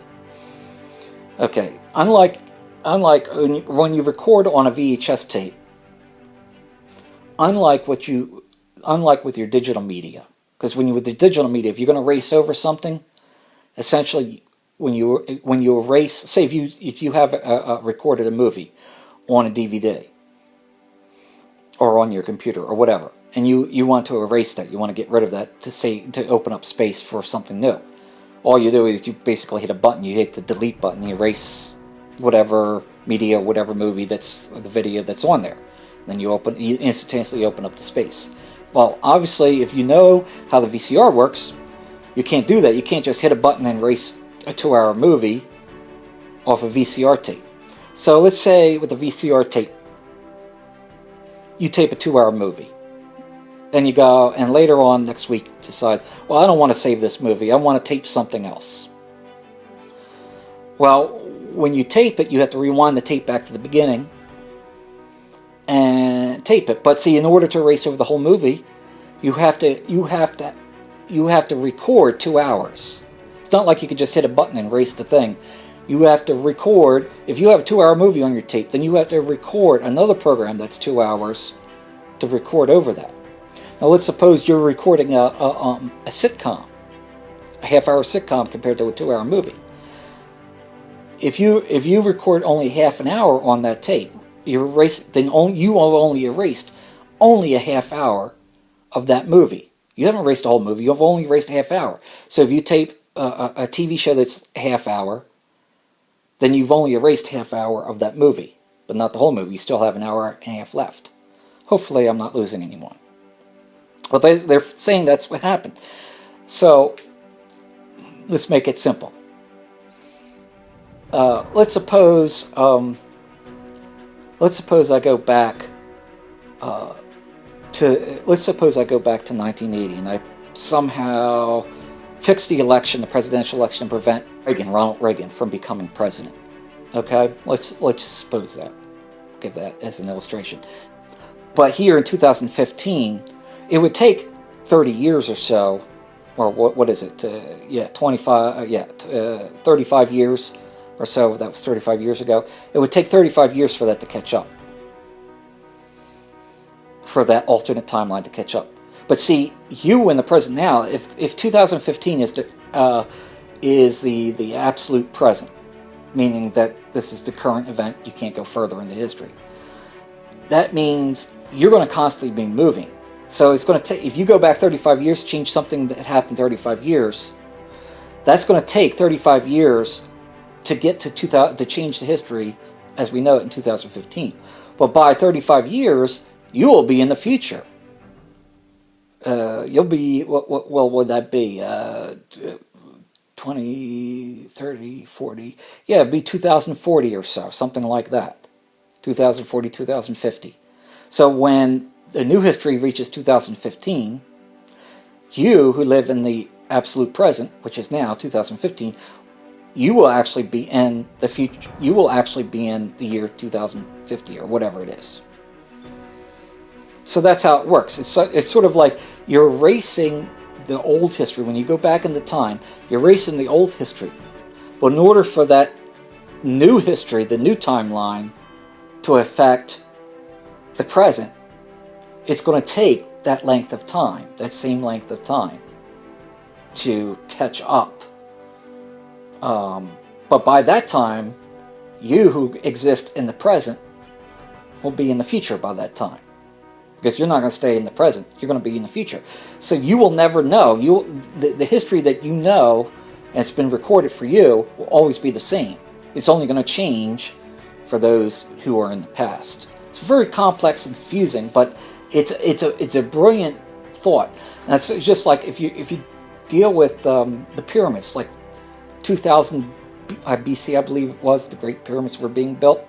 What they're saying is, if the docs were able to go back, what he's saying, if the docs were able to go back to 2000 BC and destroy ancient Egypt and prevent the pyramids from being built, that would be a human history now without ancient Egypt and the pyramids. The pyramids wouldn't exist anymore.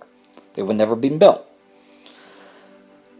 But we here in 2015, in the 21st century, we wouldn't know that because it's going to take that much time. It's going to take 4,000 years to catch up. So that new history by 21st century, this year, 2015, is going to take 4,000 years for that to catch up. But by that time, you and I this present will be now in the future, be in the 61st century. So we're always moving forward in the present, but the past will catch up in a race. Just like erasing over a tape, racing over a movie. It takes time, because both the past, the changing of the past, and the erasing of the new history is running at the same rate, same time frame, same rate as the present is. So it's going to take time. But by that time it catches up to us, we'll be that much further ahead. So we'll never know of the true time change. Only for those who are living in the past who do see the time change. It's sort of like, to give you the illustration, remember the first Back to the Future movie? When Marty McFly, Michael J. Fox character, he goes back in the DeLorean, gets in the DeLorean that Doc Brown created, and takes the DeLorean back into time, 1950s, and then ends up preventing, making a change in history, preventing his mother and father from meeting up and falling in love. And then he slowly, throughout the movie, he's trying to get history back on track. He's trying to meet the Doc from back then, and he's helping him, Marty, to get the timeline fixed, and also to try to fix the DeLorean so he can get, set it up so he can get back to his, 1980s, his own time. But throughout this time that Marty McFly is trying to get his own timeline straightened out, he's looking at a photograph and he's starting to notice that his family, his brother and sister, are disappearing from existence. And then you see until at the very end, when his parents do actually fall in love, that he's starting to disappear. So it's like slowly over time, his own timeline is being erased and erased over. Well, so that's pretty much the principle. That's pretty much the principle that's being offered by Philip Goff in his growing block theory, and I prefer that. It's sort of a preference. It's not like one is the truth and the rest are false. It's not one of those kind of things. It's more like a preference, which I think has the greatest argument, the best argument.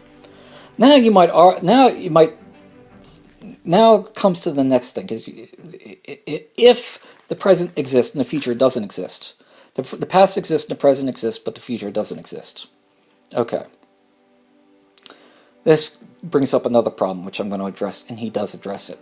It says, but if the growing block theory of time is true, then how do we answer the Doctor's ability to travel into the Earth's far future, right? Because we do see episodes where the Doctor travels to hundreds, even thousands, or millions of years into Earth's future. So how's that possible? If we believe the future doesn't exist. Well, God has an answer for that as well. And he's proposing, and I'm going to quote right from the book, quote, however, we need not suppose that our present is the absolute present. Perhaps the Time Lords of Gallifrey exist, in the absolute present, a billion years ahead of our present, unquote. And that's found on page 72 of the book Doctor Who and Philosophy. So essentially what he's saying is it may not be the 21st century, year 2015, which most likely we would associate as being the present, our absolute present. So in the Whovian universe, what he's suggesting is maybe the Time Lords in Gallifrey, billions of years in the future, that is what the actual absolute present is. So when the Doctor travels into the hundreds or thousands of years of the Earth's future, he's still traveling into his own past because the Time Lords are far in the future. That's what he's proposing. That's a great idea. And I think that has a strong, very sound, coherent theory. And I buy it. But there is one problem. And the problem is in Doctor Who, two stories, one from the classic, one from the new, would suggest that there are times in the future that even the Time Lords are not there. Even the Time Lords. And Doctor Who story, the 4-part story, Frontios, excellent story, loved it. Story 132, it was Fifth Doctor, Peter Davison, that was his that was his final season. It was story number 132. While the Doctor and his companions are in the TARDIS, traveling in the TARDIS, the Doctor tries to work out where the position of the TARDIS hat stand. The TARDIS the ship drifts far into the future. Just somehow it's being drifted and pulled into the far in the future, to millions of years in the future, and comes to rest around the planet Frontios. And if you know the story, what happened in the Whovian universe, millions of years when they thought the Earth was going to collide into the sun, the human race exited the Earth and tried to go out to the stars. Well, this one last outpost of humanity, civilization, following the collision of Earth with its sun, the Doctor refuses to put down as these times mark the far limit of Gallifreyan knowledge. So what the Doctor is saying is these millions of years in the future, there's this colony that has left Earth millions of years, and this is even beyond the limits of the Time Lord. That means it's very possibly even in Gallifrey's future this is happening. And because it's in Gallifrey's future, it would suggest then the Time Lords don't currently, the Doctor's timeline with the Time Lords and Gallifrey doesn't represent the absolute present, because even they have a future that exists, that marks the limits of their knowledge. And that's why the Doctor was very afraid. Now, if you know the story, he did land on Frontios and he did get involved, but he tried to tell them, don't tell anyone. He kept saying that to everyone. Even when he left, he says, do not tell anyone, because if the Time Lords ever found out, he'd be in big trouble. The Doctor would be in big trouble. He wasn't supposed to be there. But they also had, in the new Doctor Who,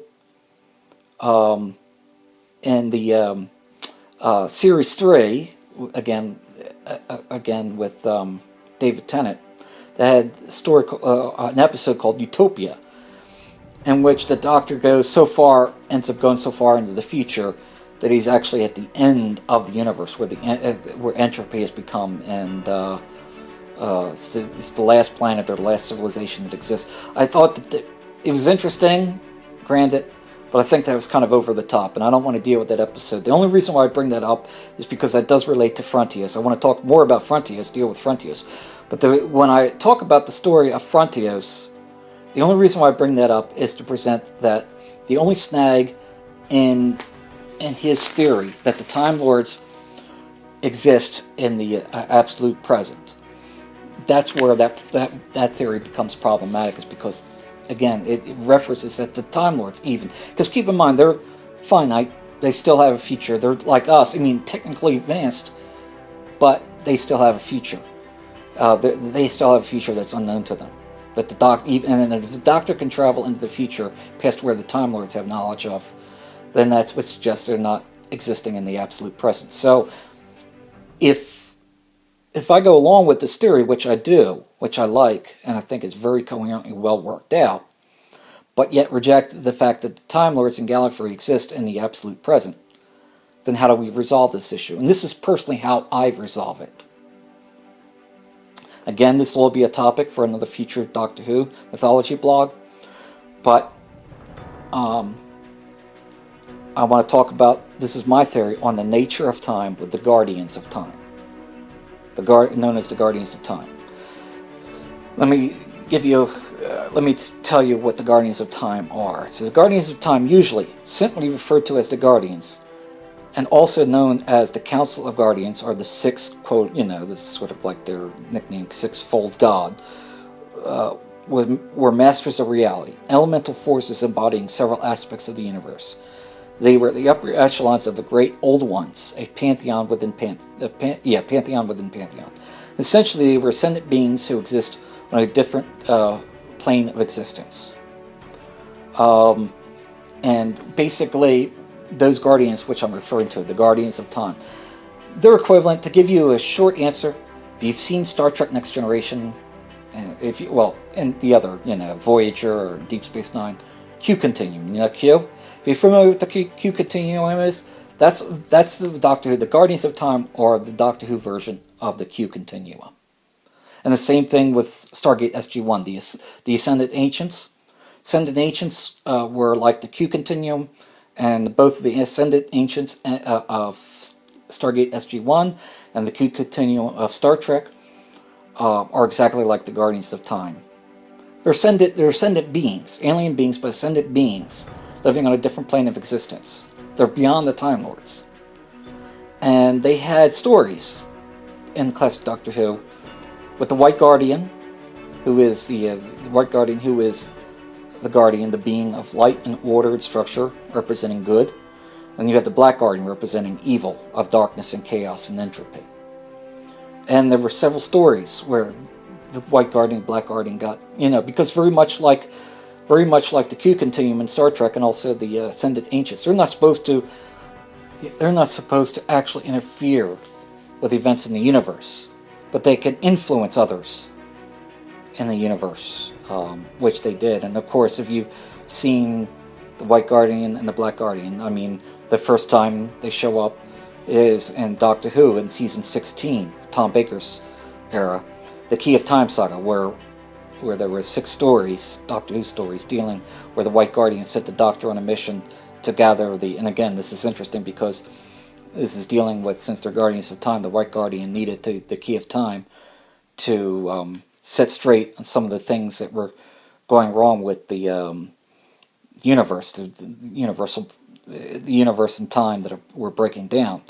And he sent the Doctor on a mission to get the Key of Time. But the Black Guardian was also after the Key of Time for his own evil purposes. And the Doctor, at the end of that season, was able to foil him.